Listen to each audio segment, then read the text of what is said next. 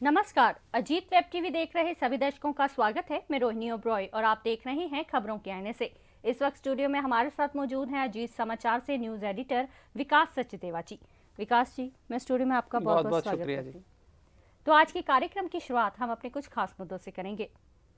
विकास जी, सबसे पहले हम बात करेंगे पूर्व सीएम पंजाब के कैप्टन अमरिंदर सिंह जी के बारे में जी, जिनका आज कुछ ही समय में बीजेपी में जो विलय है वो होने वाला है। बिल्कुल, इसके बारे में आप थोड़ा सा बताइए, क्योंकि कहा जा रहा है कि इनके जरिए जो किसानों तक है पहुंच वो बीजेपी की हो सकती है। जी, थोड़ा सा आप देखिए, कैप्टन अमरिंदर सिंह जो हैं पंजाब के सीएम रहे, लेकिन वो अपना कांग्रेस पार्टी में थे जब, तो उस वक्त वो अपना कार्यकाल पूरा नहीं कर पाए, क्योंकि कांग्रेस की जो अंदरूनी लड़ाई थी उसकी वजह से कुछ विधायकों ने उस वक्त के जो कांग्रेस के प्रधान थे नवजोत सिंह सिद्धू, उनकी वजह से या कुछ विधायक एमएलए कुछ मंत्री उनके खिलाफ हो गए, तो उन्होंने उस वक्त इस्तीफा दे दिया था। इस्तीफा देने के कुछ दिन बाद उन्होंने अपनी एक अलग पार्टी बनाई थी, पंजाब लोक कांग्रेस के नाम से।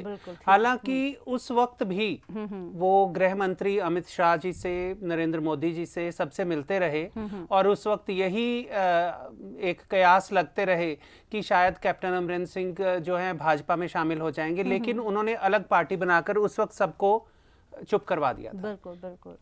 और जो विधानसभा चुनाव हुए पंजाब के, उसमें भी उनकी पार्टी की ओर से कैंडिडेट खड़े किए गए। बिल्कुल। हालांकि उसको भारतीय जनता पार्टी का समर्थन था, लेकिन उन्होंने अपने अलग से कैंडिडेट खड़े किए।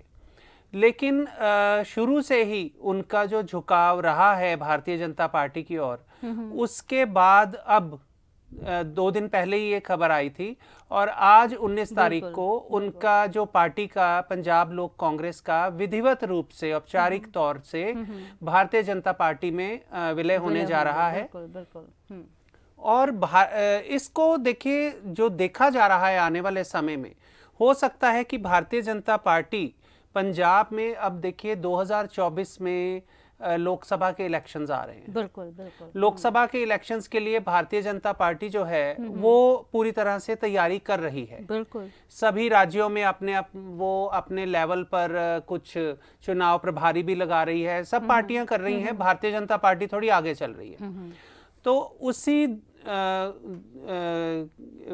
कंसर्न में, उसी तरह से अगर हम कहें तो भारतीय जनता पार्टी पंजाब में आने वाले लोकसभा इलेक्शंस में भारतीय जनता पार्टी को अधिक से अधिक सीटें मिले, इसके लिए वो कैप्टन अमरिंदर सिंह का इस्तेमाल कर सकते हैं किसानों को मनाने के लिए या किसानों को किसी भी तरह से भारतीय जनता पार्टी के पक्ष में करने के लिए। और हो सकता है कि भारतीय जनता पार्टी या मोदी सरकार कैप्टन अमरिंदर सिंह को उनकी पार्टी के विलय के बाद, जब वो भारतीय जनता पार्टी के औपचारिक तौर पर हो जाएंगे, तो उसके बाद कहीं केंद्रीय मंत्रिमंडल में कोई बड़ा ओहदा दे दें, कोई शायद हो सकता है केंद्रीय मंत्री ही बना दें। बिल्कुल, कुछ ना कुछ ओहदा दे सकते हैं। कहा तो ये जा रहा है कि जो अटकलें लग रही हैं कि उनको कृषि मंत्री भी बनाया जा सकता है, ताकि वो कृषि से संबंधित जितने भी मसले हैं, पंजाब के किसानों के जितने भी मसले हैं, वो केंद्र सरकार के सामने एक मध्यस्थ के तौर पर भूमिका निभाएं और उसको हल करवाने में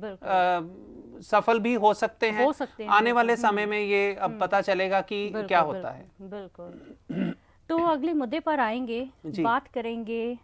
बीते दिन ही देश के जो प्रधानमंत्री जी हैं, उनका 2 दिन पहले ही जन्मदिन था। वे 72 वर्षों के हुए जी, 17 सितंबर को। बिल्कुल। इस मौके पर उन्होंने एक बहुत पहले भी मतलब की बात आ रही थी कि जो चीता हैं जी, इनकी जो वापसी हुई है इंडिया में, वो 70 वर्षों के बाद हुई है जी।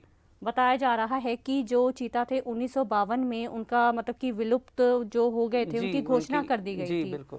तो इसके बारे में आप थोड़ा सा बताइए कि देखिए, जो चीते की प्रजाति है भारत में 1952 में कहा जा रहा है कि ये विलुप्त हो गई थी।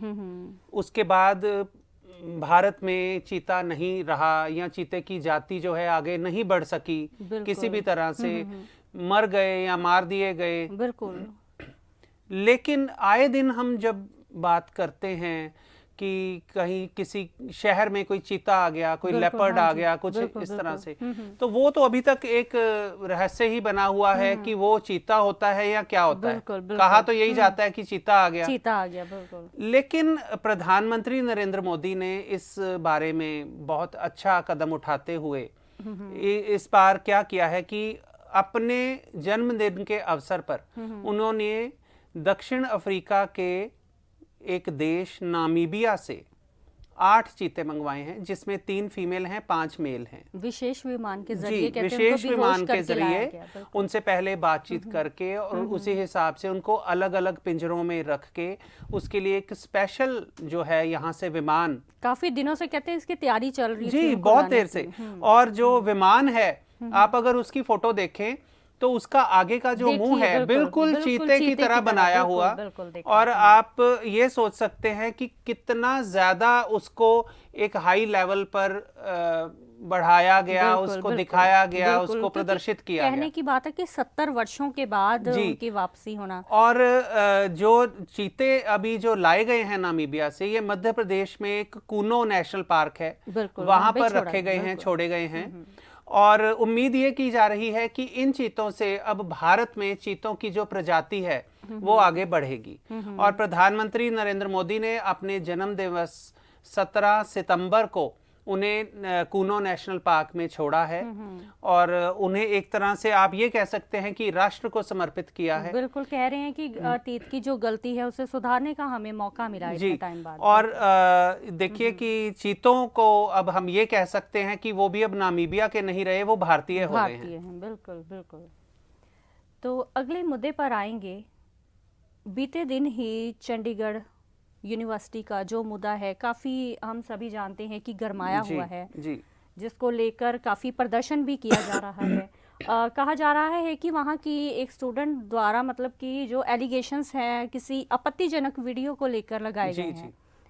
प्रशासन की ओर से, जो कॉलेज प्रशासन है उनकी ओर से ये कहा जा रहा है कि ये सब कुछ उन्होंने नकारा है इस बात को। जी। तो इसकी असल में सच्चाई क्या है, इसके बारे में आप देखिए, असल में सच्चाई तो अभी तक सामने नहीं आ पाई है, लेकिन जो समाचार आए हैं, जो सामने आई है बात, वो यही है कि वहां पर इतने जोरदार प्रदर्शन हुए हैं, बिल्कुल, इतना बहुत ज्यादा ज़्यादा, आक्रोश है स्टूडेंट्स में, खासकर जो महिला स्टूडेंट्स हैं, जो छात्राएं हैं, उनमें बहुत ज्यादा आक्रोश है। तो इस तरह के आपत्तिजनक वीडियोस बनाना, बिल्कुल, पहले तो बनाना ही बहुत गलत है, बिल्कुल, बिल्कुल। फिर उसको वायरल करना, और वो भी एक छात्रा द्वारा ही ये काम करना बहुत ही गंभीर मुद्दा है, बहुत ही चिंता का विषय है। और देखिए, जो यूनिवर्सिटीज हैं, कॉलेज हैं, स्कूल हैं, ये सब पढ़ाई के लिए बनाए गए हैं। बिल्कुल, बिल्कुल। और वहां पर अगर इस तरह का काम होना शुरू हो जाए तो छात्राएं या छात्र अपने आप को कहीं भी वो महफूज या सुरक्षित नहीं महसूस कर सकते, नहीं कर सकते, बिल्कुल। उनके पेरेंट्स उनको कभी किसी भी विश्वास पर नहीं भेजेंगे। पेरेंट्स कितना ह्यूमिलेट फील कर रहे होंगे जिनकी वीडियोस ये वायरल हुई।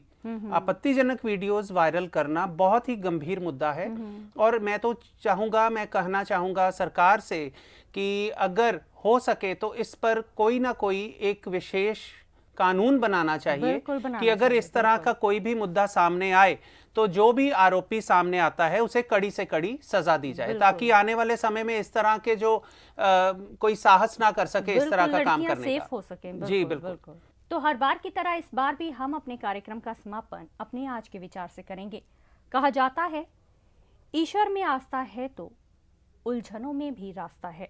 जी विकास जी। जी बिल्कुल, उलझने होती हैं, सभी के जिंदगी में होती हैं, लेकिन अगर आपका विश्वास है ईश्वर में तो वो उलझनों में से रास्ता निकालना भी ईश्वर ही दिखाता है। बस विश्वास रखना जरूरी है। बिल्कुल, बिल्कुल। तो आज हमने चर्चा की है पिछले सप्ताह के कुछ खास मुद्दों के बारे में। अगले सप्ताह हम फिर हाजिर होंगे देश विदेश के कुछ खास मुद्दे लेकर। अजीत वेब टीवी देख रहे सभी दर्शक इसी तरह हमारे साथ जुड़े रहिए। अब हमें दीजिए इजाजत। नमस्कार।